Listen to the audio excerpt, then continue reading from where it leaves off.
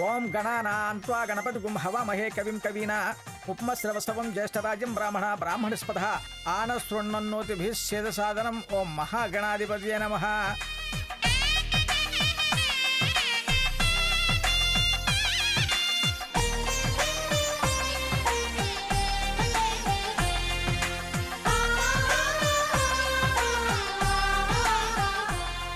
స్వర్ణ, ఎందుకు అలా ఉంటావు? ఇది మన పిల్లాడి కార్యమేగా. ముష్టి కార్యం, నన్ను బిచ్చుగత్తును చేసే కార్యం. రేపటి నుంచి నీ కొడుకు నా భిక్షే అని కొత్త దిప్పుడు మొదలు పెడుతుంది. అలా ఏం అనదలే, ఊరుకో స్వర్ణ. ఆవిడ సంగతి నాకు తెలుసా, మీకు తెలుసా? ఏమిట్రా, కాస్త పూజ మీద శ్రద్ధ పెట్టండి.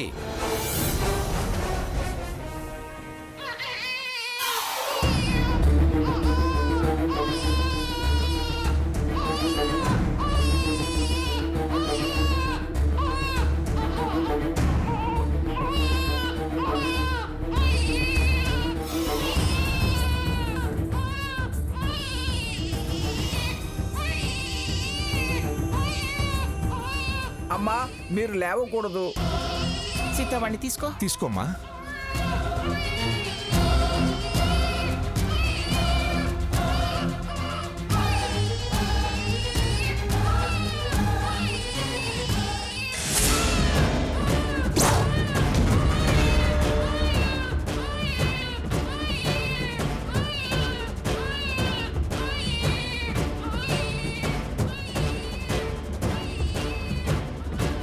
అమ్మమ్మ గారు, ఏమైంది? వీడికి ఒళ్ళంతా దద్దుర్లు వచ్చాయి.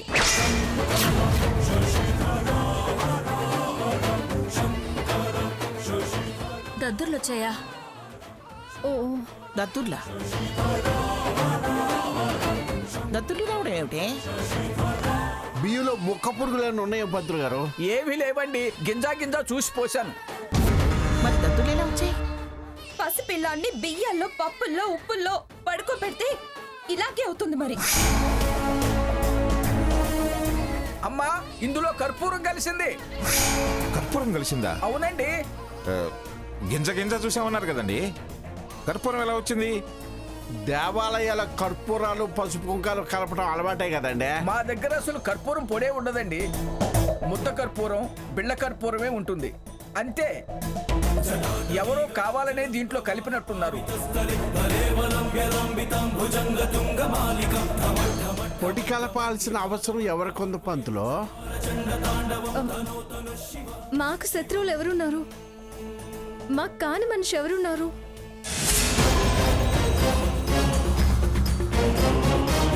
చిచ్చి చిచ్చి చిచ్చి, నేను పాత రాధాకృష్ణ కాదమ్మా. పొరపాటు పడి ఉంటుందిలే అమ్మా.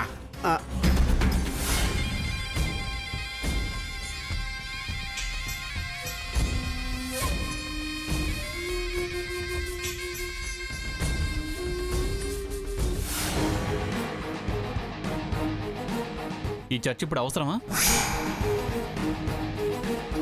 ఆ దద్దులకి ఏం రాయాలి? కంగారు పడకండి, ఏమీ కాదండి. కాస్త నూనె రాస్తే సరిపోతుంది. ఆ నూనె రాయి సీత. అవునమ్మా.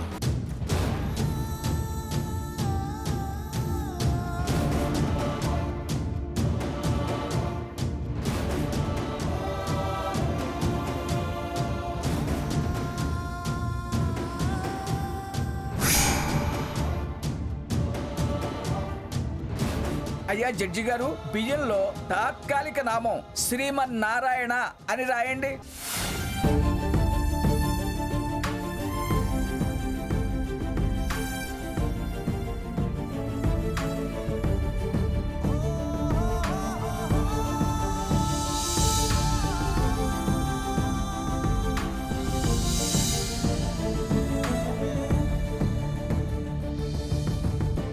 అయ్యా, మీ దంపతులిద్దరూ లేచి నిలబడి పెద్ద దంపతులకు ఎదురుగా ఉండి, అమ్మా మీరు కొంగు జాపి మాతా సంతాన భిక్ష అని అడగండి.